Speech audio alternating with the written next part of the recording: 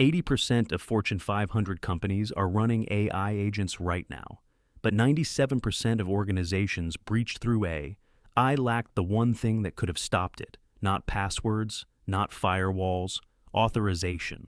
AI agents can see your salary, read private messages, and leak them to people who should never have access. The scariest part? The systems let them do it. Here's what's breaking, who got hit, and what OpenAI is trying to fix. The security crisis. 13% of organizations reported breaches of AI models in 2025. 97% of them lacked proper AI access controls. Not authentication failures, but authorization gaps. The agents had valid credentials, but nobody checked whether they should be accessing what they were accessing. It's like having a key that opens every door in the building when you only need access to one room. Shadow AI added $670,000 to the average breach cost.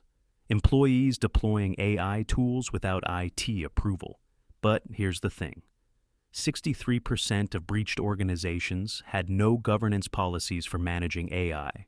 The most common AI security incidents happened in the AI supply chain. Compromised apps, APIs, or plugins led to data compromise in 60% of cases. Think of it like this. You wouldn't let a delivery driver into your office without checking their ID. But organizations plug AI agents into Slack and databases without checking what they can see. AI agents outnumber human users 144 to 1 in some organizations.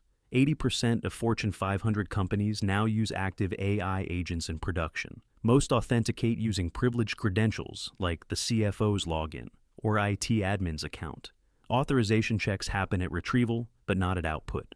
The agent can pull the data, but nobody checks who sees it when it gets posted to a shared channel, and that's the authorization gap. The authorization gap. Now, let's talk about the vulnerability pattern causing this damage.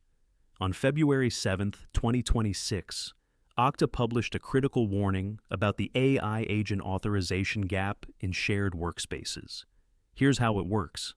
An AI agent authenticates using a privileged user's credentials when a CFO deploys an agent in Slack. The agent logs in with the CFO's credentials and retrieves sensitive data. Authorization passes at retrieval because the CFO can access compensation data, board materials, and HR systems. A junior analyst asks about the Q3 budget in that Slack channel. The agent retrieves executive salary schedules and posts them to the shared channel. Everyone in that channel can now see executive salaries because authorization was never checked for output recipients. That's the gap. Authorization verified for data retrieval, but never checked for data output recipients. The CFO can see executive salaries, but the junior analyst cannot. However, the agent posted it to a shared workspace where people with mixed permission levels are sitting. Imagine a bartender who checks your ID before serving you alcohol, but then leaves the entire liquor cabinet unlocked in a public space. Okta's fix requires computing permission intersections before retrieval. The agent's credential scope must restrict access to data that every audience member is authorized to see. If even one person in that Slack channel shouldn't see executive salaries, the agent shouldn't retrieve them in the first place. But here's the problem with authorization drift. Credentials stay active an average of 47 days after they are no longer needed. When an employee changes roles or leaves, their old credentials keep working for almost 2 months. AI agents using those credentials still pull data based on permissions that expired weeks ago. Think of it like giving your house key to a contractor where the job finishes, but you forget to ask for the key back. 47 days later, they still have access, except the contractor is an AI agent working 24/7. Real-world vulnerabilities. Quick reminder, if you're finding this helpful, that subscribe button helps us make more videos like this. Now, back to the vulnerabilities that actually happened. Let's go through 4 critical incidents scoring CVSS 9.3 or higher. Think of these like security alarm failures, where the alarm checked if you had a key, but never checked which rooms you should access. First is Anthropic Slack MCP with CVE 2025-34072. The MCP server posted to Slack channels without disabling hyperlink unfurling. This allowed prompt injection causing data exfiltration to attacker-controlled servers.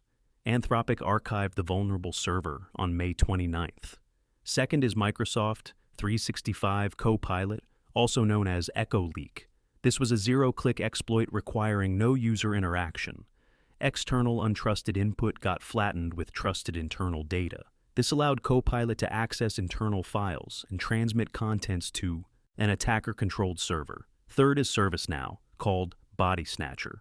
This was broken authentication enabling user impersonation. An unauthenticated attacker could impersonate any user, bypass MFA, and perform any operation. Fourth is Salesforce Agent Force, called Force Leak with CVSS 9.4. This was an indirect prompt injection enabling CRM data exfiltration through crafted prompts. All four vulnerabilities followed the same pattern, where authorization verified for data retrieval, but never checked for data output recipients. It's like a librarian who checks your library card when you request a confidential file, but then they let you photocopy it and hand out copies to everyone in the reading room. The agents had valid credentials, passed authentication, pulled data successfully, and leaked it to unauthorized recipients. The fix required checking who would see the output, not just who requested it. These weren't obscure startups. Anthropic, Microsoft, ServiceNow, Salesforce, platforms enterprises trust with their most sensitive data, all shipping this vulnerability in production. How Frontier tries to fix it. That brings us to OpenAI's response. On February 5th, 2026, OpenAI launched Frontier, an end-to-end enterprise platform for building, deploying, and managing AI agents. Early adopters include HP, Intuit, Oracle, State Farm, and Uber. Here's what Frontier does for identity and permissions, where each AI agent gets its own identity with explicit permissions. Operational boundaries are defined per agent with role-based access controls, limiting what actions agents can perform. Think of it like giving each agent a badge that says exactly what rooms they can enter and what files they can touch. This eliminates agents authenticating with the CFO's credentials and inheriting everything the CFO can access. Frontier logs all agent activities for audit and review with SOC 2 Type 2 and ISO certifications for compliance. The human-in-the-loop escalation is where it gets practical. Organizations define what triggers escalation.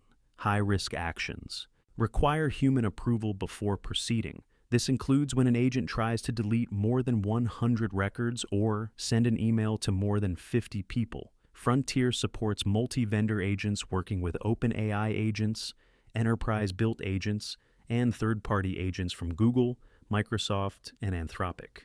Enterprises aren't using just one AI platform. They've got Copilot for Microsoft 365, Claude for coding, Gemini for Google Workspace, and custom-built agents for internal workflows. Frontier tries to be the control plane for all of them. Think of Frontier like a security gate for an office building. Every agent gets a unique badge specifying which floors they can access, which files they can read, and which actions require approval. All badge swipes get logged, and if an agent tries something suspicious, a human guard gets notified. The catch? Frontier manages agents within its platform, but enterprises use dozens of AI tools. What's still missing? Here's the governance gap. 100% of surveyed organizations say agentic AI is on their roadmap, but only 37 to 40% have true containment controls. 63% cannot enforce purpose limitations. There's a critical distinction here. An agent that should not access production databases is fundamentally different from an agent that cannot access production databases. Policies must be enforced technically, not just documented. It's similar to posting a no entry sign on a door that anyone can open. Frontier doesn't solve everything. Cross-platform authorization gaps remain. Audience-aware authorization, Okta's recommendation, is not yet standard in any platform. Authorization drift, that 47-day average stale credential window, persists. The EUAI Act enforcement begins August 2nd, 2026. Organizations must prove every AI-driven action was authorized. Violations carry penalties up to 35 million euros or 7% of global revenue. What do enterprises still need? Audience-aware authorization that checks who will see the output. real-time containment with kill switches that actually work, cross-platform identity federation for AI agents, automated credential lifecycle management to eliminate that 47-day drift. Here's the bottom line. 80% of Fortune 500 companies are running AI agents that outnumber humans 144 to 1. 97% of AI-related breaches happened because authorization wasn't checked for output recipients. OpenAI's Frontier gives each agent its own identity and adds human-in-the-loop escalation, but it doesn't solve cross-platform gaps or credential drift. The fix isn't just better monitoring, it's enforcing permission intersections before retrieval and treating AI credentials like the privileged access they are.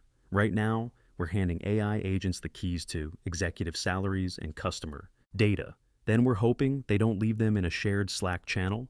Which part of this security challenge concerns you most?